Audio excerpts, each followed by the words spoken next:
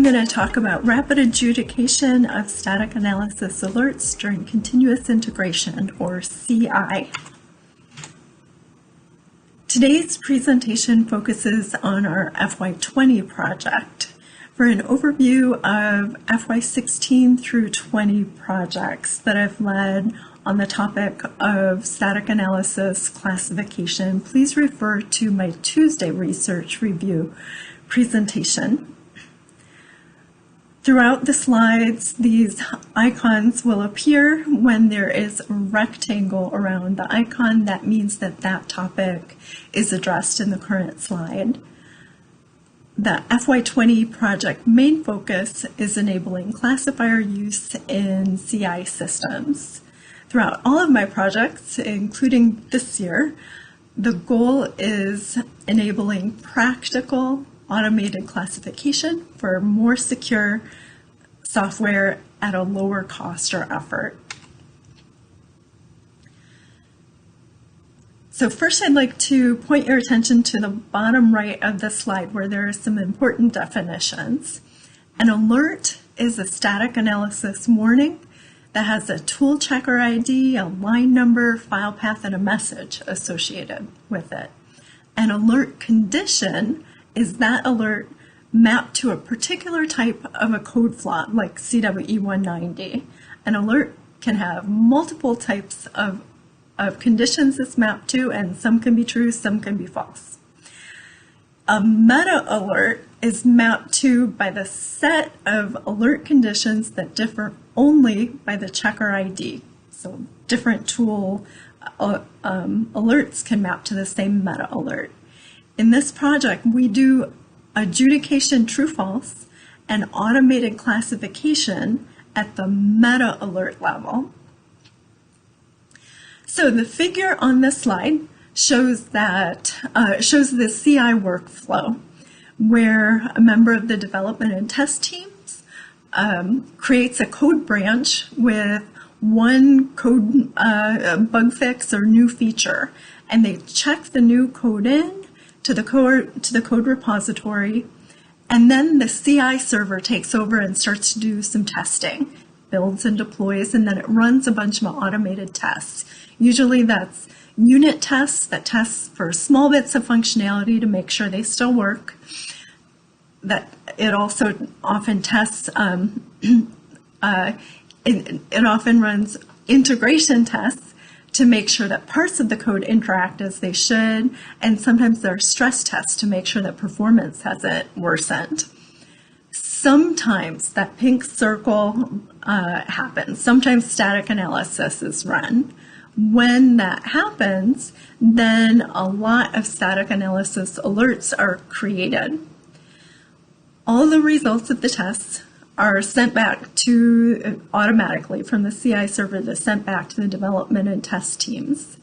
Usually, the new code won't get merged into the development branch until all the regression tests pass. Those are the unit, stress, and integration tests. However, often the static analysis alerts, even if they're generated, often they're ignored, because there are just too many of them. And the team needs to focus on just fixing those failed regression tests, if any failed. And then they want to quickly merge the new code into the main development branch so that new development will not have merge conflicts with the code that was just merged. So you want to do that all as quickly as possible, and often the static analysis data is just ignored, if it's even generated. And furthermore, as the code is developed, it gets big, the code base gets bigger. If the same tool is run on the code base, you get a lot of the same alerts produced plus new ones, which makes the problem of alerts compounded. Just there's so many, too many to deal with in the short time frames. So this project tries to deal with that problem. Too much time to adjudicate alerts during CI builds. The DoD is moving to CI/CD, but it doesn't have a solution to this problem. So Our solution that we're working on involves automation of this. So today, code bases in the top left of the figure, code bases are run through one or more static analysis tools, each of which outputs a set of alerts, and then following the arrows on the top, the meta alerts must be manually adjudicated, resulting in a chart that looks like the top right, where a small number are adjudicated true or false, and the large red bar represents indeterminate meta alerts that haven't even been examined. There may be true positives in the unexamined meta alerts, and some may lead to severe code flaws. So the project goal is classification algorithm development for CI systems that precisely and with high recall classifies at least as many meta alerts as the number that are manually adjudicated. So that leads to the scenario, the aspirational scenario shown on the bottom right, where an equal number of meta alerts have been adjudicated with a classifier as manually, cutting the total amount of effort in half, although not reducing the number of meta alerts unexamined. Or another alternative is the following, where the original amount of effort adjudicating is still used, but double the number of meta alerts get adjudicated using the classifier, and less meta alerts remain unexamined at the end. So our approach requires research for effective classifier use in CI/CD systems that use multiple tools.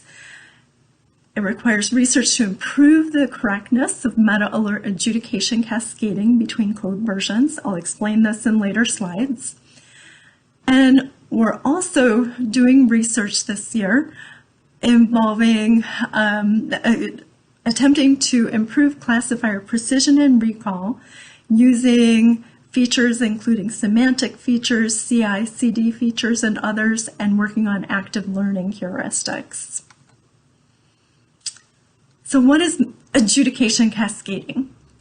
For two code versions, the question is, can a manual adjudication, true or false, for a meta alert from version 1 be applied to a meta alert for code version 2? Imprecise cascading happens on a per-file analysis and uses syntax analysis and or line numbers. Precise or more correct cascading means analysis across a whole program using control flow, data flow, and type flow. And classification, just as a reminder, it predicts if a meta alert is true or false based on statistics or AI machine learning. So what's the state of the art or practice? So sophisticated static analysis tools do enable CI integration. However, none of them that are proprietary say that they're using classifiers, and the open source ones don't. Further, there's no multi-tool aggregator that cascades using semantic analysis. More state of the practice, static analysis tools, lots of research studies show that any particular tool only analyzes for a subset of code flaws. Many organizations use multiple tools to be able to analyze for a larger number of flaws, but that compounds the problem of too many alerts. So hopefully our research can help with that problem. There are two alternate incomplete methods for using static analysis in CI. One involves adjudicating very few types of code flaws during CI, like just int 31-C and CWE 190. Our work uses method 1. The second method involves running static analysis automatically in CI, but not actually adjudicating during CI, which means that you don't get the advantage of finding and fixing bugs early in the development process, which saves money. And it doesn't really use static analysis during CI. Next, let's talk about our technical approach and the current status. So we build on previously developed SEI tools and research advances. A couple highlights include we're using the Scafy prototype modular system developed in my FY19 project to do meta-alert classification and prioritization, an updated version. We're also building on CI/CD systems developed by Hasan Yasar's team, which has developed DevSecOps tools and techniques. We're also building on Dr. Lay's work from the Iowa State, matching defects from one code version to another for adjudication cascading, and we're building on our previous classifier research. Let's talk more about cascading adjudication. So the figure on the bottom here shows, on the left, shows code version 1, which Tool X was run on, outputting a bunch of alert conditions represented by the red rectangles. And the ones that were adjudicated false positive manually have a blue border around them, those 3. Now, later on, we have a code version 2.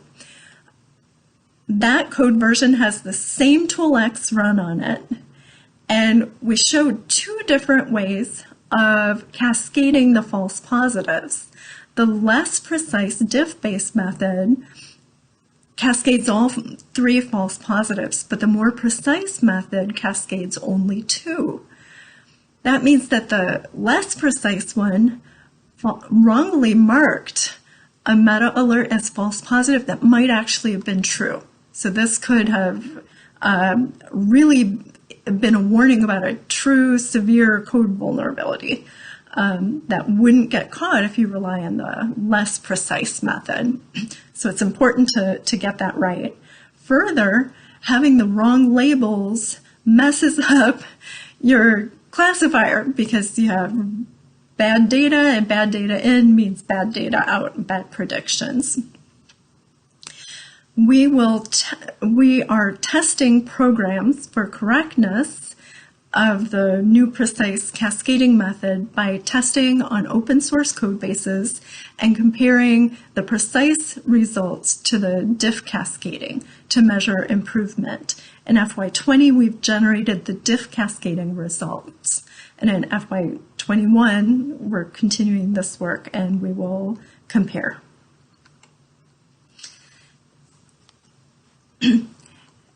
We're also doing classification research, including with semantic features and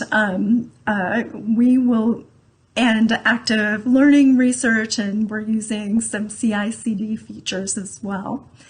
We will test the precision and recall for labeled data and at multiple times in an experiment. We have done some development of our system to be able to enable this experiment, which we will conduct in FY21. Further, as part of the experiment, we'll automatically count the manually adjudicated meta alerts versus automatically adjudicated meta alerts at these multiple times. Now let's talk about Scafy. So our DoD collaborators have told us that they want an architecture that is readily adaptable to multiple different tools and systems. And furthermore, they want not only us to be able to adapt it, they want to be able to adapt it as well. So our Scafy architecture is a modular architecture that enables this classification. The Scafy API formally defines interfaces between modular parts, and the Scafy systems are software systems that instantiate the API. Our Scafy architecture, our initial one, is shown on this slide. You see that there are the 5 modules. Of note in particular at the top is the UI module. Any static analysis tool can instantiate APIs to become a UI module. And start to use classification. At the bottom right is the statistics module. That's the module that does the classification and active learning.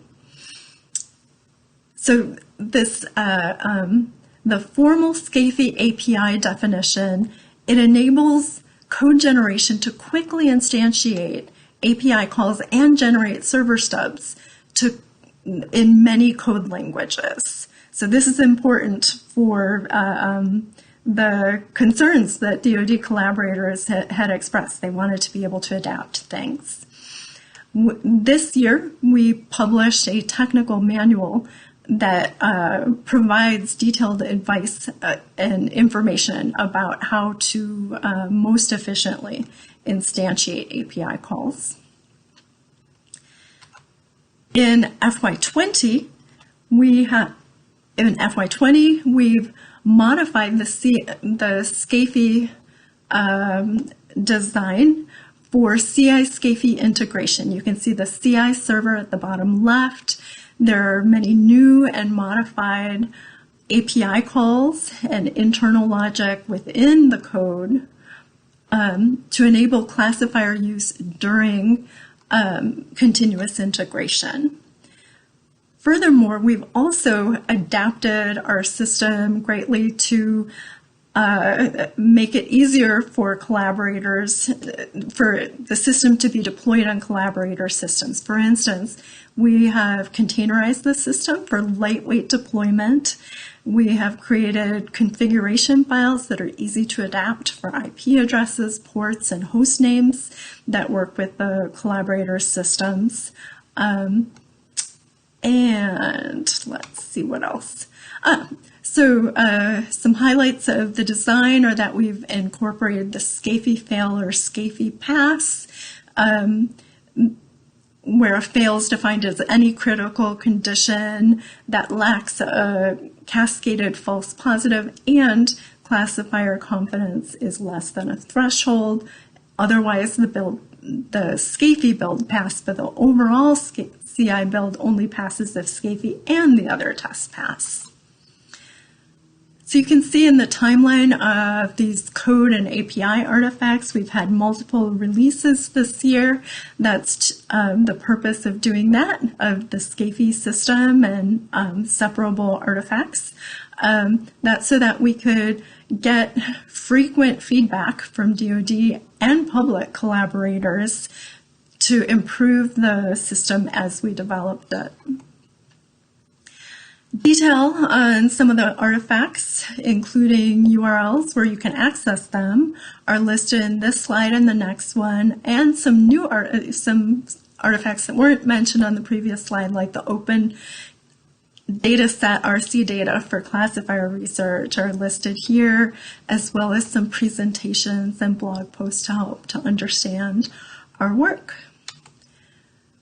Our 5 DoD collaborators have been very helpful testing and giving us feedback, and a couple of public research institutions have also given us feedback on the Scafy API.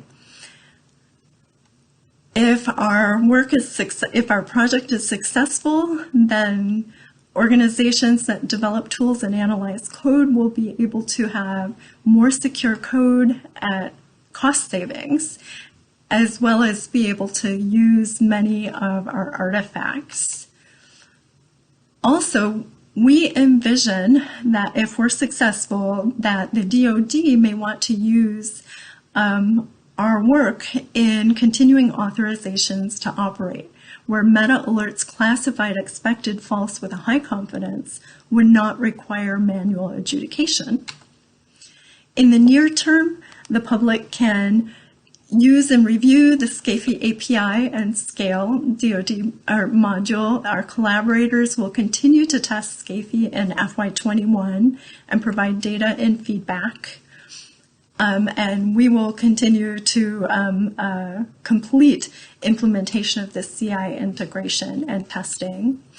Midterm, we hope to make design improvements for transition, and we hope eventually to get DoD permission to be able to publicly publish Scafy.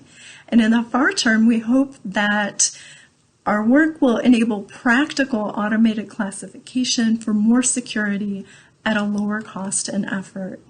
Here's my team from FY20, and please do contact us if you have any questions or comments.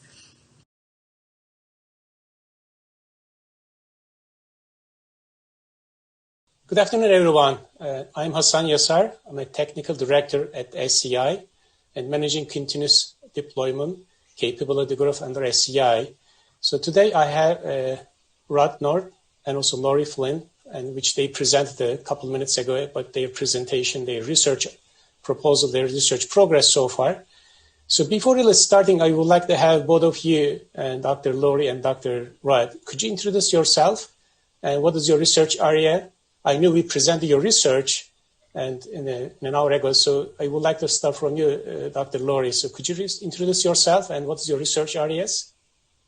Hi, I'm Lori Flynn. I'm a senior software security researcher at SEI, and my focus for research for quite a while has been on improving various aspects of static analysis, and for the last 5 years it's been focused on machine learning use in static analysis mostly. And Rod, could you introduce yourself? Yes, hello everyone. I'm Rod Nord. I'm a principal researcher at the SEI, and I'm a member of the Architecture, Design, Analysis, and Automation Initiative. When I first got started, I got involved in developing practices for analyzing and designing software architecture that many of you may be familiar with. These are the quality attribute workshop for eliciting architectural significant requirements, attribute-driven design, and the architecture trade-off analysis method. But I've been interested in how do we use these practices in the software development lifecycle? So how can these better support Agile at scale in DevOps? And what happens when we don't use these practices and technical debt accrues? But as we all know, architecture can only permit but not guarantee important system qualities. So that led me to this current research project on developing automated checks to ensure code conforms to design.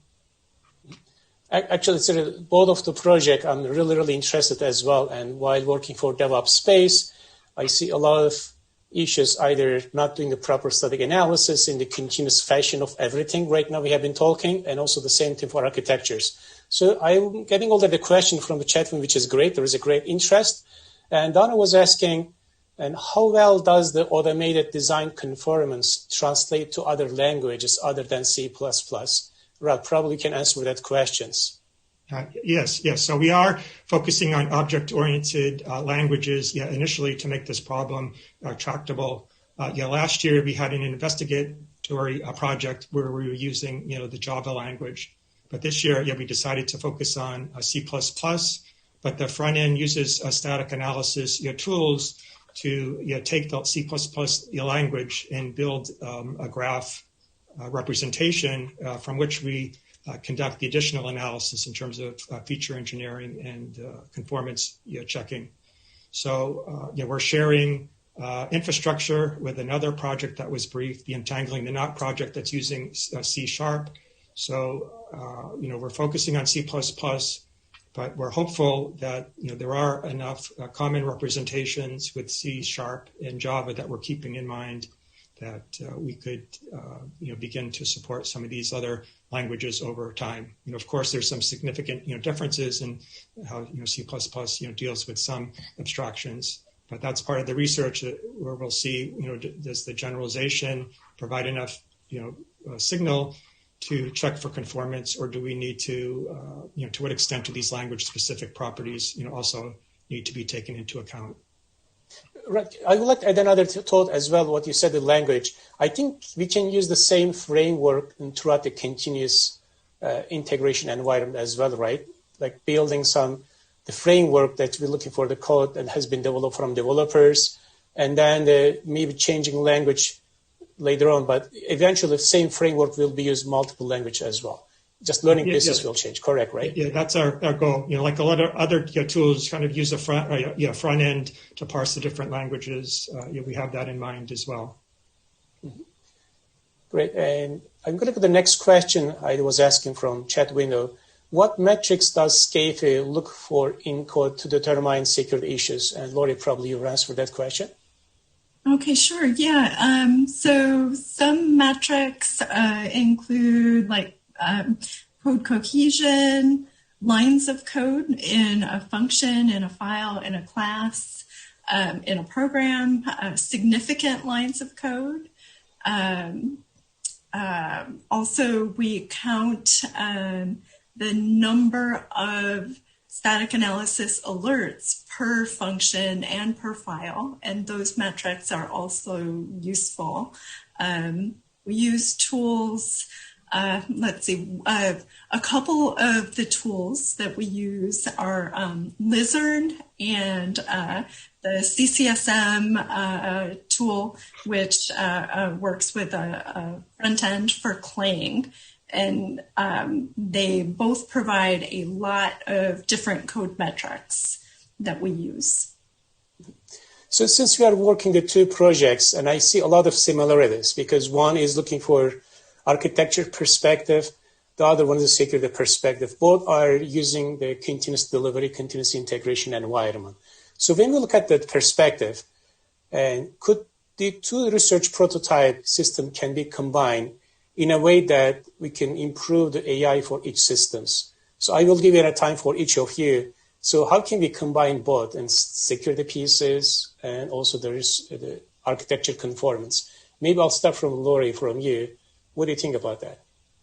So Rod and I have discussed this idea a little bit, and we're interested in that. We have some ideas about how that might be done in a simpler way with kind of separate systems just providing each other the results, and then using the results from one system as features for the classification for the other. We might also be able to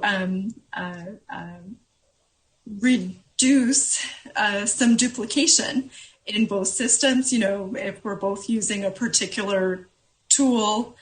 In fact, there's one proprietary tool that I won't name here, but that both of our tools are integrated with, that, there could be efficiencies. Only one of them could use the tool in a pipelined environment.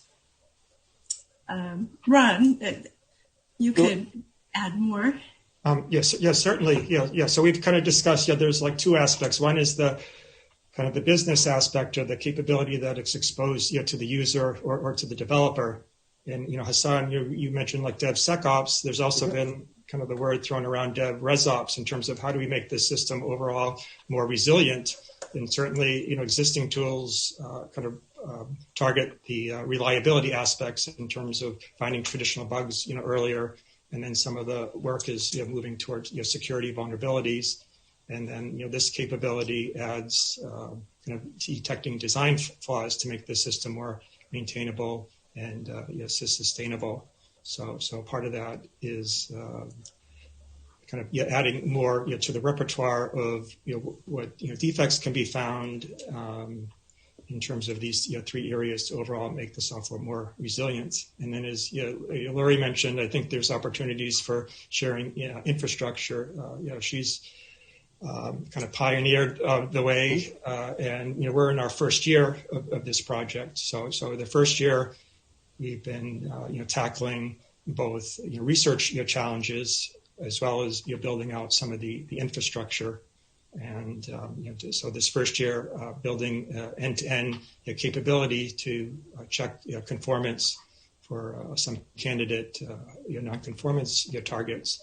But as we move into year two, we want to be able to embed this more fully into a continuous integration environment. Learn from what Lori's team has found, and how do we start to bring in more feedback from the developer. So kind of a continuous integration, both giving feedback to the developer, but then taking feedback from the developer to improve the techniques as well.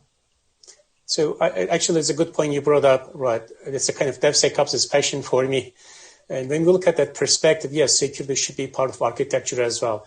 I'm assuming, so if we have an architecture analysis in a secure way that we have done in our design, so what do you think about the confirming security design as well as part of the code that we are writing? So how the developer is addressing some security consideration architectures, and then how architectures we design at the beginning, so that use the conformance piece. At the same time, look for the Scafys, that the rapid adjudication research, see how can we collect the both and verify in a good perspective.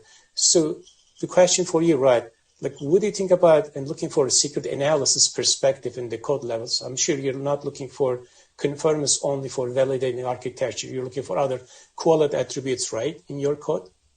Yes, absolutely. So, it's a two-stage process. So as you mentioned, we want to understand what are the important quality attributes, that lead to the design of an architecture that's going to fulfill those properties, and then use that architecture as a blueprint to create the implementation and to check for conformance.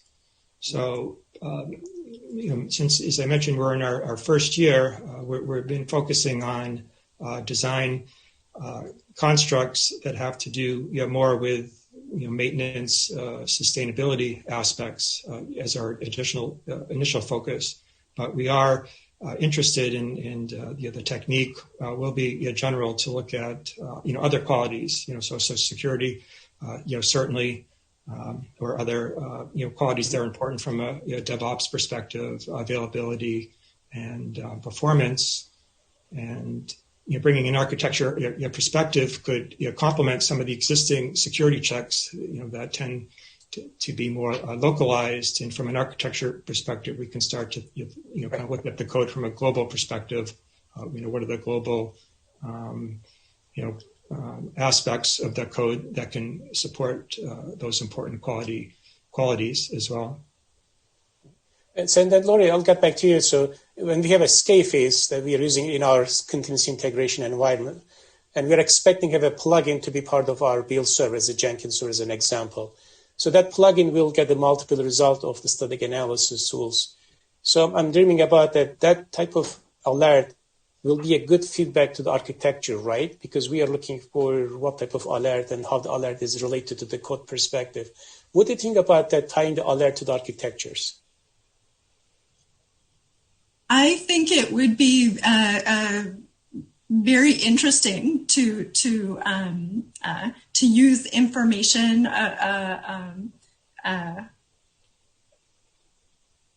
about potential architectural issues, to use that for helping us to classify whether an alert or meta alert, whether a code flaw really is there. That's whether a code flaw static analysis tool warns about really is there or not.